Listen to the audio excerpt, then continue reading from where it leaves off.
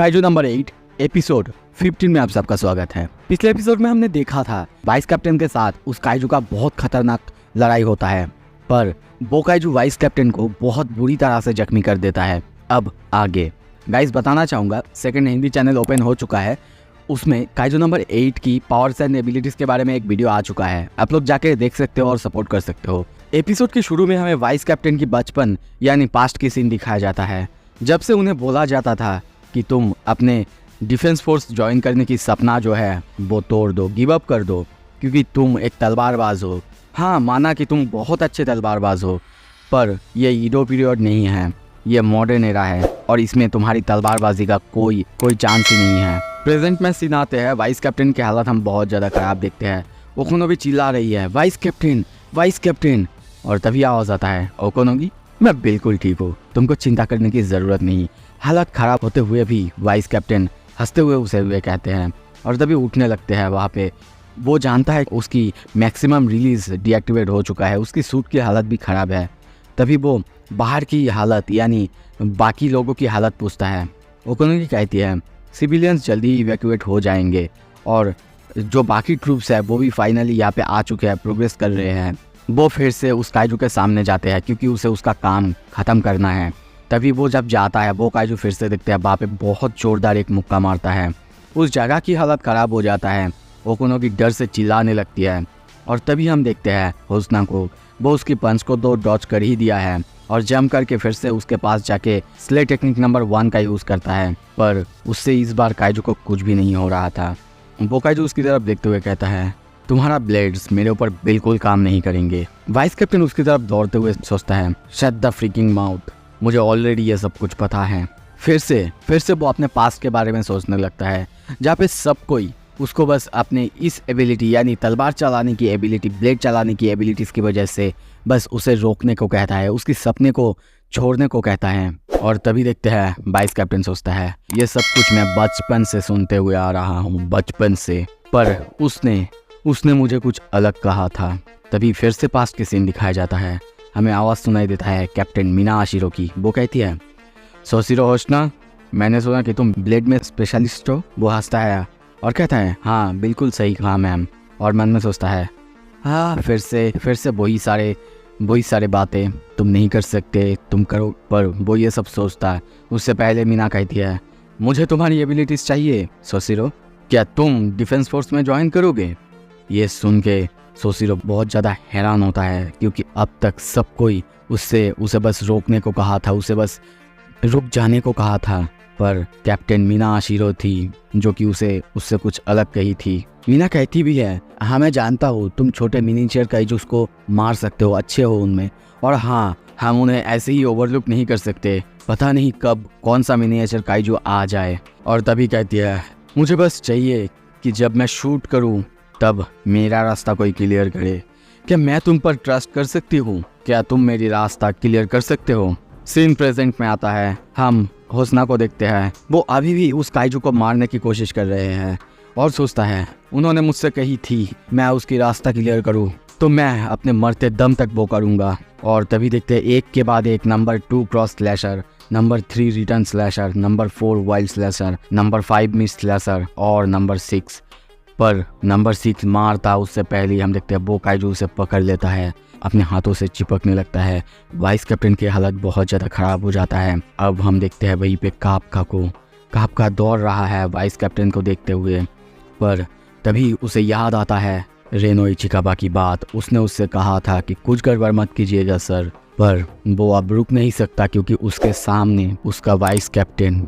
और तभी कहता है इचिकाबा आई एम सॉरी। इचिकाबा ये सुन के डर जाता है और चिल्ला के कहता है नहीं सर बिल्कुल नहीं, आप ऐसा अभी इस वक्त यहाँ पे ट्रांसफॉर्म नहीं कर सकते, सब कोई है। चारों तरफ ड्रोन्स को भरे हुए देखते हैं और तभी कापका की बॉडी चेंज हो रहा है, वो ट्रांसफॉर्म कर रहा है और वो सोचने लगता है हर वो जिंदगी जो कि यहाँ पे है उनको बचाने की ज़रूरत है। और वो ट्रांसफॉर्म होता तभी आवाज़ सुनाई देता है सबको, सब किसी को बहुत बहुत शुक्रिया, थैंक यू सो मच और बहुत अच्छे काम किए तुमने। और ये सुन के सभी शॉक होते हैं, सब कोई जानते हैं कि ये आवाज़ किसकी है। वाइस कैप्टन को देखते हैं, वो कहता है हे काइजू क्या लगता है तुम्हें क्या होने वाला है? वो स्माइल करने लगता है वो कुछ कहता उससे पहले हम देखते हैं उसकी वो हाथ पूरी तरह से तबाह हो जाता है। ये देख के बोकाइजू बहुत ज़्यादा शॉक होता है और तभी हम कापका को देखते हैं। कापका डर चुका है, वाइस कैप्टन नीचे गिरे जा रहा है। वाइस कैप्टन तभी ओकोनोगी को कहती है, ओकोनोगी रिक्वेस्ट है इमरजेंसी के लिए, अनलिश कॉम्बैट पावर 96%, मैं इसे दूर से ही मारने वाली हूँ। वो अपने हथियार को तैयार करती है। उसके आते ही उसकी आवाज़ सुन के जैसे कि सारे ऑफिसर्स को रिलीफ मिल चुका है, सभी उसके आने से बहुत ज़्यादा खुश हैं। और तभी देखते हैं मीना और एक ब्लास्ट करती है जिससे उस काइजू का और एक साइड तबाह हो जाता है।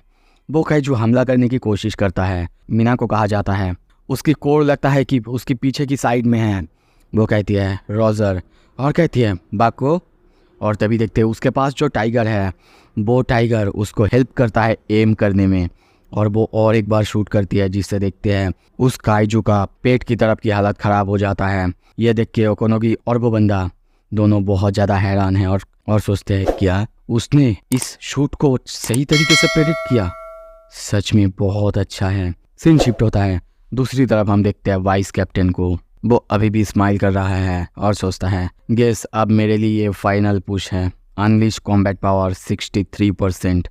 वो दौड़ने लगते हैं, अपने वाइल्ड स्लैशर का यूज़ करता है और तभी देखते हैं एक के बाद एक क्रॉस करने लगता है। वो और कुछ करता पर वो काइजू देखते हैं उसको एक बहुत ज़ोर से किक मारने की कोशिश करता है। तभी वो काइजू देखते हैं उसको अपने पैरों से कुचलने की कोशिश करता है। किसी तरीके से वाइस कैप्टन बाहर से बचता है। ओकोनोगी चिल्ला चिल्ला के कहने लगती है सर आप ऐसा नहीं कर सकते, पर वाइस कैप्टन अब रुक नहीं सकते क्योंकि वो काइजू बार बार अपने आप को हील किए जा रहा है।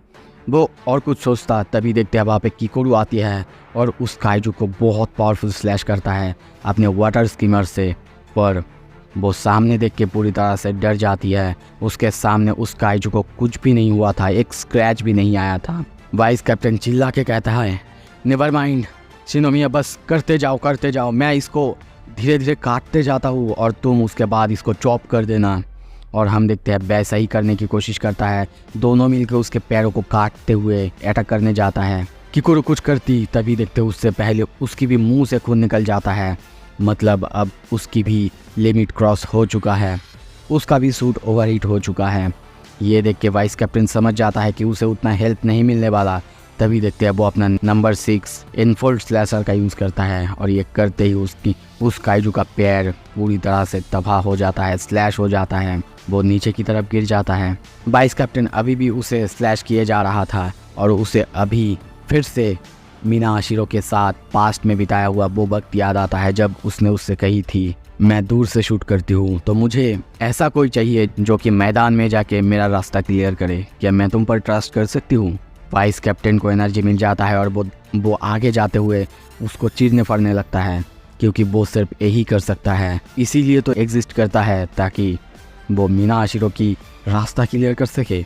तभी देखते हैं कैप्टन मीना और एक ब्लास्ट करती है जिससे अब उसकी बैक में उसका कोर पूरी तरह से ओपन हो जाता है, कोर एक्सपोज हो जाता है। कैप्टन कहता है थैंक यू ओसना, आई एम ट्रूली ग्लैड मैंने तुम्हें अपना वाइस कैप्टन बनाई, अब मैं इसे ख़त्म करती हूँ। वाइस कैप्टन को देखते हैं, वो उस काइजू को देखते हुए कहता है मैंने तुम्हें कहा था ना, तुमने गलत बेस चुना है, ये है 3rd डिवीज़न। वो काइजू चिल्लाने लगता है, रोआर करता है पर कुछ करता उससे पहले ही हम देखते हैं उसका सर अब बॉडी से अलग हो चुका है। अब आगे क्या होगा? क्या वो काइजू सच में मर चुका है? क्या अब सब कुछ खत्म होता है? सब कुछ देखेंगे अगले वीडियो में। देखने के लिए मेरे चैनल को सब्सक्राइब करो। Thank you so much.